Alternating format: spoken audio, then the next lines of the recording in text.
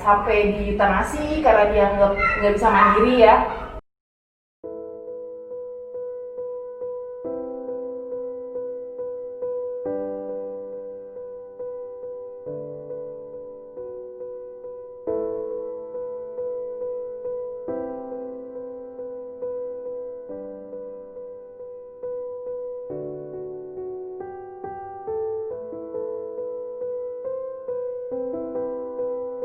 Anjing Bull Terrier yang ada kondisi swimming puppy syndrome.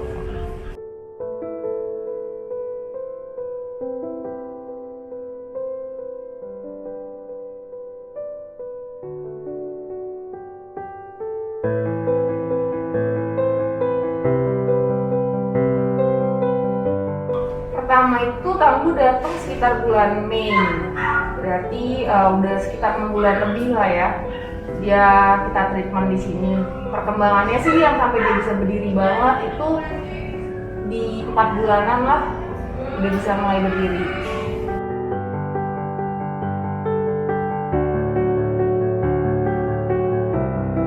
Perubahannya tuh mulai kelihatan di 2 bulan, sebulan sampai 2 bulan pertama. Jadi pas awal dia datang itu dia cuma bisa tiduran samping, jadi lateral. Terus setiap tidur dia hanya bisa tiduran sampai tiduran kelungkup. Terus dia juga nggak bisa geser kalau misalnya dia pipis. Jadi sama pipisnya pasti kena lagi di perutnya gitu. Terus kalau makan dia pasti selalu muntah karena kan dadanya rata ya sama tenggorokan, jadi selalu kalau habis makan dia pasti muntahin lagi gitu.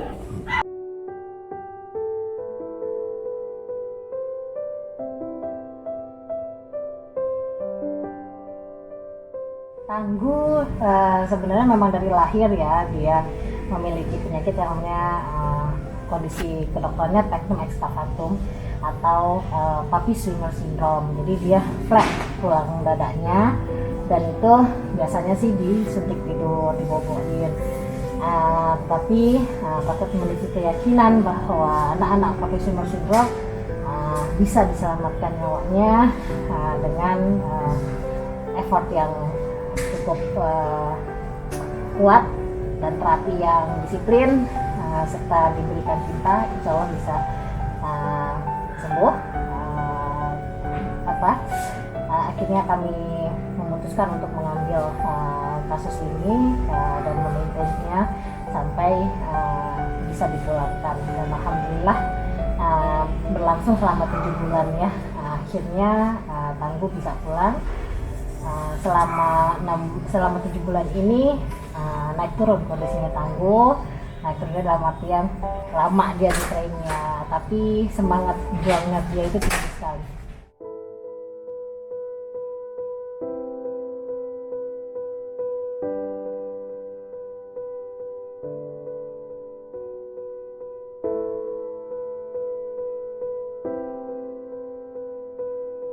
Ya awalnya juga selain fisioterapi kita juga ada masas. Jadi kita tiap hari sebelum kita latihan fisioterapi kita masas dulu. Kita masas biasanya per regio itu sekitar 20 menit, 10 sampai 20 menit pelan-pelan. Tapi awalnya memang dia ada respon sakit, nggak nyaman. Apalagi dia juga kan rasanya dari Bull Terrier ya. Jadi dia biasanya banyak gigit sih, banyak coba buat gigit, berontak kayak gitu. Awal-awalnya kayak gitu, cuman lama-lama udah lebih membaik. Terus juga beberapa kali juga dia udah bisa jalan normal kayak gini, udah bisa. Tapi memang bentuk jalannya nggak seperti normal seperti anjing-anjing normal ya. Cuman setidaknya dia udah bisa lebih mandiri untuk jalan sama untuk aktivitas lainnya. Jujur aja sih sangat-sangat kaget ya, karena kita bawa dia kan akhir bulan Mei waktu itu dan nggak bisa jalan sama sekali karena ada kondisi genetik bawaan, dan sekarang udah 7 bulan di sini dan akhirnya bisa jalan, bisa berpindah tempat secara mandiri tanpa terluka. Itu memang dari awal target kita saat diskusi sama dokter di sini gitu.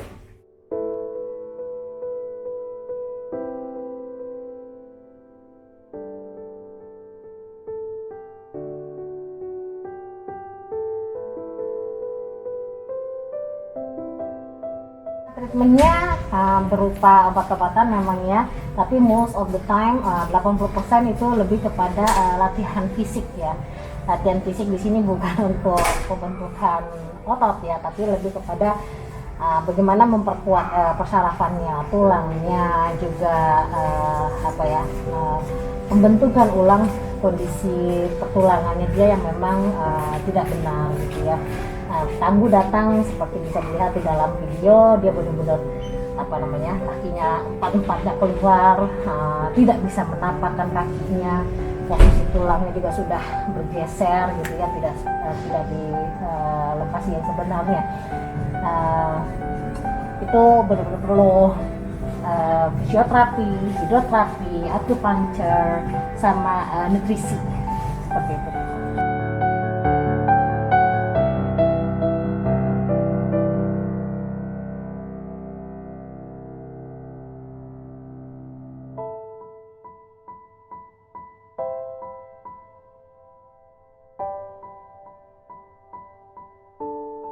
Kalau akupuntur sih terutama misalnya buat tangguh ya, kita tuh buat menguatkan kaki dia, terus nguatin syarafnya juga. Paling sih seputar itu sih kalau buat tangguh. Dengan perlakuan X-ray kita bisa tahu kapasitas volume paru-parunya seperti apa. Apakah ini kasus yang benar-benar bisa diperjuangkan, dan bisa melihat juga kondisi pertulangannya sudah sejauh mana grade kerusakannya, karena sebenarnya tangguh datang ke kami itu memang sudah terlambat ya. Artinya sebenarnya kalau misalnya dilakukan pada saat dia bayi usia 3 mingguan gitu ya, itu bisa lebih cepat lagi diatasinya. Cuma tangguh datang ke kami itu di usia dia sudah memasuki 5 menjelang 6 bulan, di mana pertulangannya memang sudah sulit untuk dimanipulasi tanda kutip. Nah, jadi dengan dilakukan X-ray kita jadi bisa tahu sejauh mana tingkat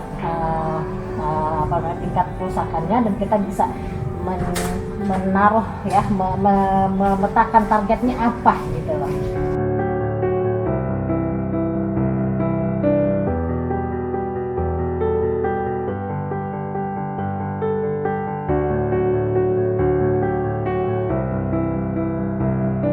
Ya, jadi Tangguh ini sebenarnya anggota keluarga baru. Kita ngelihat dia dari lahir sebenarnya di tempat orang, namun kita belum pernah merawat Tangguh secara utuh di rumah. Dan saat kita diskusi dengan dokter di sini, kita sepakat untuk coba Tangguh terapi gitu. Jadi buat saya sih anjing itu selalu anggota keluarga. Dan di rumah saya ada satu lagi anjing kampung yang saya adopt. Dan ini adalah nanti akan jadi saudaranya Tangguh sih gitu. Waduh, ini gimana nih sekarang Kartini nih? Sekarang Kartini gimana nih? Akhirnya berapa bulan di sini? 7 bulan loh. Dari Mei akhir pokoknya. Oh, Mei akhir ya? Dari Mei akhir. Iya benar 7 bulan. Iya benar pas 7 bulan.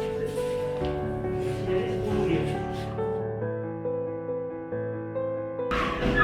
Kesan-kesannya pasti salah satu kasus yang menarik ya kalau Tangguh ini, apalagi bisa lihat dia dari masih tiduran, masih flat chest sampai sekarang, itu benar-benar selain seneng buat dia ini juga ada kepuasan diri sendiri juga gitu. Sama teman-teman yang di sini yang dirawat inap juga banyak kebantu, banyak ambil-ambil buat perkembangan Tangguh. Terus juga mungkin untuk kedepannya di rumah semakin sering dia ngerasain kekeluargaan, apalagi ada anjing lain dia bisa main bareng kayak gitu kan, juga daya tarik dia, semangatnya dia kan juga bertambah pasti. Jadinya dia juga pasti jadi lebih semangat buat bisa jalani di normal dan bisa beraktivitas normal lagi. Tangguh, kamu pasti bisa, terus latihan, terus semangat juang kamu luar biasa nak. Nah, kamu memiliki keluarga yang luar biasa juga dengan Pak Julian dan Ibu Tiara, itu benar-benar care sama kamu memiliki kesempatan kedua, manfaatkan sebaik-baiknya, bahagiakan orang-orang sekitar kamu. Semangat Tangguh. Pastinya mengucapkan terima kasih banyak ke Dokter Eka dan semua dokter yang setiap hari selalu mengupdate kondisi Tangguh melalui WhatsApp minimal. lalu ada kirim video gitu, dan juga perawat semua yang setiap hari merawat Tangguh. Anjing Bull Terrier pasti nggak mudah merawatnya, gigitnya keras, bandel, tenaganya besar. Sedangkan di sini kan dia harus dipaksa, aktivitasnya terbatas karena keadaan medisnya dia. Saya mau ucapin makasih banyak atas semua bantuannya, dan ya semoga saya bisa nerusin terapinya di rumah agar dia bisa lebih baik lagi.